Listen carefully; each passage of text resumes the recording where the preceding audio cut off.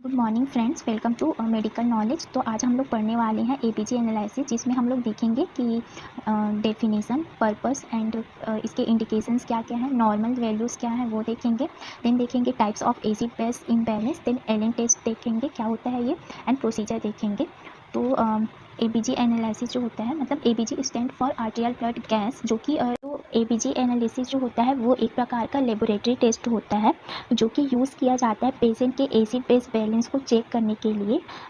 ABG जो होता है वो ब्लड सैंपल होता है जिसको हम लोग आर्टरी से लेते हैं, जैसे कि रेडियल आर्टरी है, ब्रेकियल आर्टरी है और फीमोरल आर्टरी है। तो जो एपीजी एनालिसिस होता है वो हेल्थ केयर प्रोवाइडर है उसको हेल्प करता है टू इंटरप्रेट, मतलब सच कंडीशन, मतलब ऐसे कंडीशन को जो कि रेस्पिरेटरी सिस्टम या फिर सर्कुलेटरी सिस्टम है या फिर मेटाबॉलिक प्रोसेस को अफेक्ट करता है। तो ऐसे कंडीशन को इंटरप्रेट करने में ये टेस्ट जो है या फिर ब्लड सैंपल टेस्ट है वो हेल्थ केयर प्रोवाइडर को हेल्प करता है। तो अब हम लोग देखने वाले हैं। तो अब हम लोग देखते हैं डेफिनेशन ऑफ एबीजी एनालिसिस। तो in arterial blood gas analysis is a blood test taken from in artery that measures the amount of oxygen and carbon dioxide that is found in the blood. So ये एक प्रकार का blood test होता है जिसको हम लोग artery से लेते हैं। एंड ये क्या करता है, ये मेजर करता है जो amount of oxygen and carbon dioxide जो कि प्रेजेंट होता है ब्लड में। सो ये एक प्रकार का लेबोरेटरी टेस्ट होता है ABG analysis, arterial blood gas. तो अब हम लोग देखते हैं पर्पस ऑफ एबीजी एनालिसिस। तो to determine the presence and type of acid base balance, मतलब ब्लड में उसकी एसिडिटी या फिर एल्कलोसिस को चेक करने के या फिर डिटरमाइन करने के लिए हम लोग एबीजी एनालिसिस करते हैं।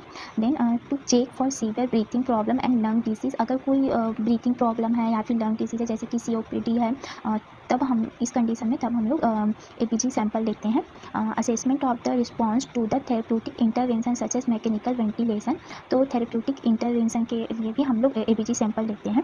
अब देखते हैं कौन कौन से इंडिकेशन है एबीजी एनालिसिस के लिए। तो in case of respiratory failure, तो रेस्पिरेटरी फेलियर है उस कंडीशन में हम लोग एबीजी एनालिसिस करते हैं। वेंटिलेटेड पेशेंट है तब हम लोग सैंपल लेते हैं। एंड कार्डियक फेलियर के कंडीशन में, रीनल फेलियर के कंडीशन में, या फिर कोई इन्फेक्शन है, सेप्सिस एंड बर्न है, तब हम लोग एबीजी सैंपल लेते हैं। और पॉइजनिंग की कंडीशन है तब भी हम लोग एबीजी सैंपल लेते हैं। अब हम लोग देखेंगे difference between ABG and VBG. तो ABG stand for arterial blood gas and VBG stand for venous blood gas. जो एबीजी रहता है इसमें हम लोग ब्लड सैंपल रहता है उसको हम लोग आर्टरी से लेते हैं, लेकिन जो वीबीजी रहता है उसमें हम लोग ब्लड को वेन से लेते हैं।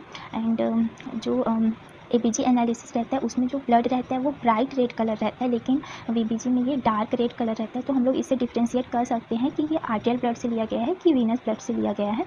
एंड जो एबीजी रहता है उसमें जो ब्लड रहता है वो हाई प्रेशर से आता है, मतलब हमें कोई एक्स्ट्रा एफर्ट लगाने की ज़रूरत नहीं रहती है, ये प्रेशर के साथ बाहर आता है। लेकिन वीबीजी में जो वीनस ब्लड गैस रहता है उसमें जो ब्लड का प्रेशर रहता है वो लो प्रेशर रहता है।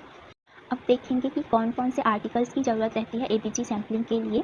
तो अब ब्लू 23 गेज नीडल्स की ज़रूरत रहती है एंड हिप्रेनाइज्ड सिरिंज की नीड रहती है। अगर हिप्रेनाइज्ड सिरिंज अवेलेबल नहीं है तब हम लोग सिरिंज को फ्लश करते हैं हिपैरिन से।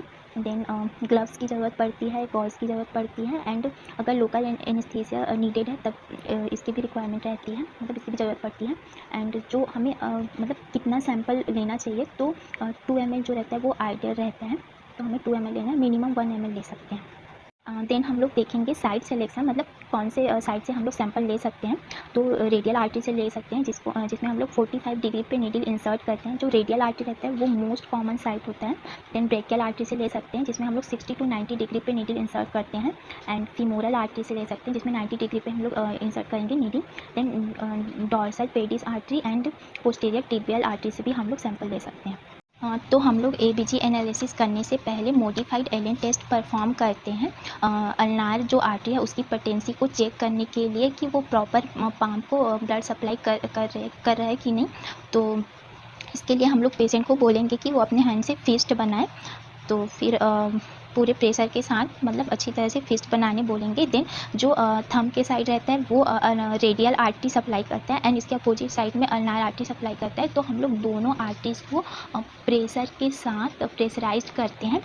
देन हम लोग फिस्ट को ओपन करने बोलेंगे तो हम लोग देखेंगे कि हैंड जो है वो पूरी तरह से पाम हो जा मतलब पेल इन कलर हो जाता है, पूरी तरह से पेल हो जाते हैं। देन हम लोग अल्नार आर्टरी से प्रेशर को रिमूव करते हैं। देन हम लोग रेडियल आर्टरी से प्रेशर रिमूव करते हैं। फिर हम लोग देखते हैं कि विद इन 5 एंड 15 सेकंड के अंदर में मतलब जो पाम रहता है वो पूरी तरह से पिंक हो जाता है। तो ये इंडिकेट करता है कि जो अल्नार आर्टरी है वो पेटेंट है, कॉम्पिटेंट है सप्लाई करने के लिए, और हम लोग रेडियल आर्टरी से सैंपल ले सकते हैं। मतलब ये टेस्ट पॉजिटिव है। अगर विद इन 5 एंड 15 सेकंड के अंदर में जो पाम है वो रेड पिंक नहीं हो पाता तो हम लोग मतलब ये टेस्ट जो है वो निगेटिव रहता, तो हम लोग रेडियल आर्टरी से सैंपल नहीं ले सकते। तो अब हम लोग देखेंगे मॉडिफाइड एलेन टेस्ट क्या होता है। तो एपीजी सैंपलिंग करने से पहले हम लोग मॉडिफाइड एलेन टेस्ट परफॉर्म करते हैं ताकि हम लोग जो अल्नार आर्टरी है उसकी पोटेंसी या फिर वो कॉम्पिटेंट है कि नहीं पाम को ब्लड सप्लाई करने के लिए, उसको चेक करने के लिए हम लोग मॉडिफाइड एलेन टेस्ट परफॉर्म करते हैं। इसमें क्या करते हैं कि हम लोग पेशेंट को क्लोज्ड फिस्ट बनाने के लिए बोलते हैं पूरे प्रेशर के साथ में।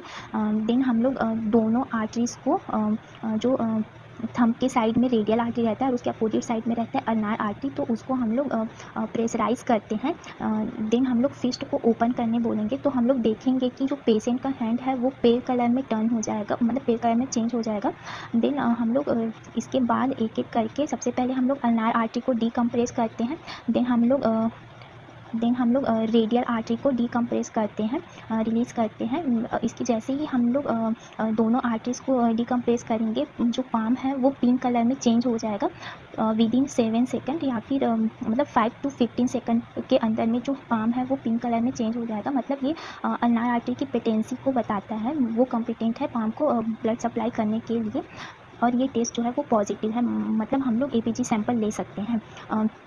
तो मॉडिफाइड एलेन टेस्ट क्यों इंपॉर्टेंट है वो देखते हैं। अगर इन केस मतलब हम लोग बिना एलेन टेस्ट परफॉर्म किए अगर हमने रेडियल आर्टरी से सैंपल ले लिया और अगर रेडियल आर्टरी जो है वो ब्लॉक है या फिर बंद है, मतलब वर्क नहीं कर रहा है, ब्लड सप्लाई नहीं कर पा रहा है, और हमने बिना एलेन टेस्ट परफॉर्म किए सैंपल ले लिया और हमें पता चलता है कि अल्नार आर्टरी है वो पेटेंट नहीं है ब्लड सप्लाई करने के लिए पाम को, तो इस कंडीशन में नेक्रोसिस हो सकता है हैंड में और हाथ काटने की नौबत आ सकती है। तो हमें एबीजी सैंपल लेने से पहले हमें मॉडिफाइड एलेन टेस्ट परफॉर्म करना ज़रूरी होता है।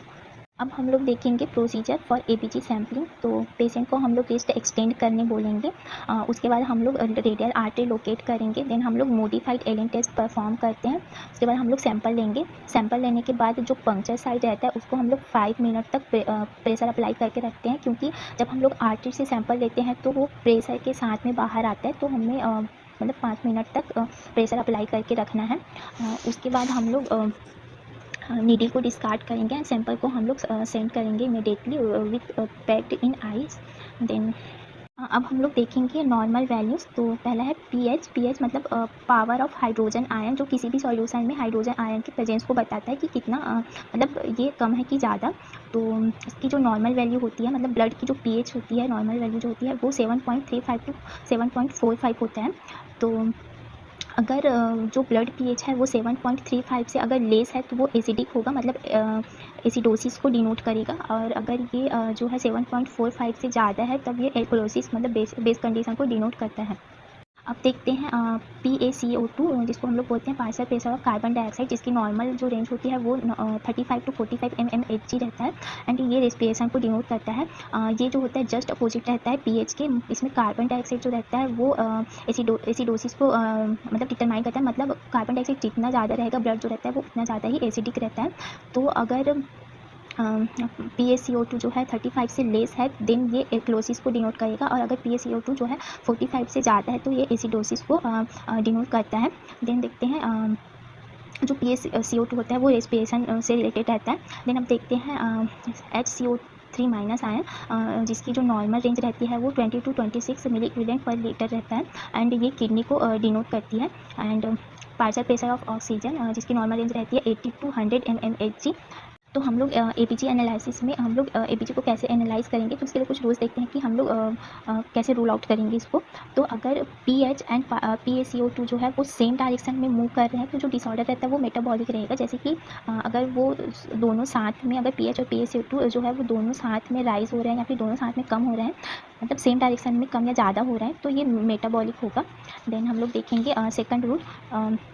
जिसमें अगर पीएच और PaCO2 जो है वो अपोजिट डायरेक्शन में मूव करेंगे तब जो डिसऑर्डर रहेगा वो रेस्पिरेटरी से रिलेटेड रहेगा। जैसे कि हम लोग न्यूमेरिकल देखते हैं, जैसे कि पीएच जो है वो दिया है 7.3 एंड PaCO2 जो दिया है वो 30 एंड HCO3 जो दिया है वो 14 है एंड PaO2 है वो 35 है। तो हम लोग अगर नॉर्मल वैल्यू देखें पीएच की, तो नॉर्मल वैल्यू जो होती है वो 7.35 टू 7.45 होता है, बट यहाँ पे जो पीएच है वो कम है तो ये एसिडोसिस होगा। एंड ये दोनों जो है मतलब PaCO2 भी कम हो रहा है, तो ये दोनों सेम डायरेक्शन में मूव कर रहे हैं, मतलब ये क्या होगा, मेटाबॉलिक होगा। अगर पीएच जो है वो लेस देन 7.35 है तो ये एसिडोसिस होगा, और अगर पीएच जो है ग्रेटर देन मोर देन 7.45 होगा तो एल्कलोसिस होगा। लेकिन अगर मतलब पीएच वहाँ पे 7.3 था एंड जो पार्शियल कार्बन डाइऑक्साइड था वो भी सेम डायरेक्शन में था, मतलब दोनों कम हो रहे थे, तो फिर हमने पढ़ा कि पीएच अगर लेस देन 7.35 है तो वो एसिडोसिस होगा, और अगर सेम डायरेक्शन में मूव कर रहे हैं तो मेटाबॉलिक होगा ना, तो ये जो होगा वो मेटाबॉलिक एसिडोसिस होगा। अगर दूसरा एग्जांपल देखें तो इसमें पीएच जो है वो 7.6 है, मतलब ये बढ़ रहा है, और PaCO2 जो है वो 20 है, मतलब ये डिक्रीज़ हो रहा है, एंड बाइकार्बोनेट जो है वो 20 है। तो हमने पढ़ा था कि पीएच और PaCO2 जो है अगर अपोजिट डायरेक्शन में मूव करते हैं तो ये रेस्पिरेटरी को डिनोट करते हैं। एंड इसमें हम लोग अगर पीएच देखें तो पीएच जो है वो 7.45 से ज़्यादा है ना, मतलब ये बढ़ रहा है, तो फिर ये एल्कलोसिस को डिनोट करेगा, तो इस कंडीशन को हम लोग रेस्पिरेटरी एल्कलोसिस बोलेंगे। अगर दूसरा एग्जांपल देखें तो इसमें पीएच जो है वो 7.2 है, मतलब ये डिक्रीज़ हो रहा है, और PaCO2 है वो 80 है, मतलब ये राइज़ हो रहा है। तो मतलब ये दोनों रिवर्स डायरेक्शन में मूव कर रहे हैं, मतलब ये रेस्पिरेशन को डिनोट करेंगे। एंड जो पीएच है वो कम हो रहा है, मतलब ये एसिडिक होगा, तो फिर ये होगा रेस्पिरेटरी एसिडोसिस। एक और एग्जांपल देखें जिसमें पीएच जो है वो 7.6 है एंड PaCO2 जो है वो 52 है, मतलब ये दोनों बढ़ रहे हैं, सेम डायरेक्शन में है। एंड HCO3 जो है वो 44 है। जो HCO3 होता है वो भी एसिडिटी को डिनोट करता है, मतलब ये पीएच के जैसे ही रहता है। तो ये जो इसमें जो रहेगा वो मतलब ये सेम डायरेक्शन में मूव कर रहे हैं, एंड जो पीएच है वो बढ़ रहा है, तो अगर सेम डायरेक्शन में मूव कर रहे हैं मतलब ये मेटाबॉलिक होगा, एंड जो पीएच है वो बढ़ रहा है मतलब ये एल्कलोसिस होगा, तो ये मेटाबॉलिक एल्कलोसिस होगा। अब हम लोग देखेंगे कि ये जो वैल्यूज़ हैं वो कंपनसेटेड है कि नॉन कंपनसेटेड है, तो इसके लिए हम लोग देखेंगे न्यूमेरिकल जिसमें पीएच जो है वो 7.25 है, मतलब ये डिक्रीज़ हो रहा है, तो ये एसिडोसिस होगा। एंड PaCO2 है वो 60 है, मतलब ये इंक्रीज़ हो रहा है, मतलब ये दोनों अपोजिट डायरेक्शन में मूव कर रहे हैं, मतलब ये रेस्पिरेटरी एसिडोसिस होगा। एंड बाइकार्बोनेट जो है वो 26 है, मतलब ये नॉर्मल वैल्यू में। तो हम लोग कैसे जानेंगे कि ये कंपनसेटेड है कि नॉन कंपनसेटेड है, तो अगर बाइकार्बोनेट जो है वो अगर नॉर्मल वैल्यू में है तो वो अनकम्पनसेटेड रहेगा, एंड अगर पीएच जो है वो नॉर्मल वैल्यू में रहेगा तो ये फुली कंपनसेटेड रहेगा, एंड अगर पीएच जो है वो नॉर्मल नहीं है तो ये पार्शियली कंपनसेटेड रहेगा। तो इस वैल्यू में देखें तो बाइकार्बोनेट जो है वो 26 है, मतलब ये नॉर्मल वैल्यू है ना, तो ये अनकम्पनसेटेड रहेगा। मतलब जो रेस्पिरेटरी एसिडोसिस है वो अनकम्पनसेटेड रहेगा, मतलब जो किडनी है वो बाइकार्बोनेट के प्रोडक्शन को इंक्रीज़ नहीं करेगा, मतलब किडनी जो है वो कंपनसेटेड नहीं रहेगा। दूसरा एग्जांपल देखें तो इसमें जो पीएच है वो 7.33 है, मतलब ये डिक्रीज़ हो रहा है, एंड PaCO2 जो है वो 68 है, मतलब ये इंक्रीज़ हो रहा है, मतलब ये दोनों अपोजिट डायरेक्शन में है, तो ये रेस्पिरेटरी होगा, और अगर ये डिक्रीज़ हो रहा है तो ये एसिडोसिस होगा, तो रेस्पिरेटरी एसिडोसिस। एंड जो बाइकार्बोनेट है वो नॉर्मल रेंज से बढ़ रहा है, लेकिन हमें पढ़ा है कि जो बाइकार्बोनेट अगर नॉर्मल रहेगा तब ये अनकम्पनसेटेड रहेगा, और जो पीएच है वो नॉर्मल रहेगा तो फुली कंपनसेटेड रहेगा, और अगर नॉर्मल नहीं है तो पार्शियली कंपनसेटेड रहेगा।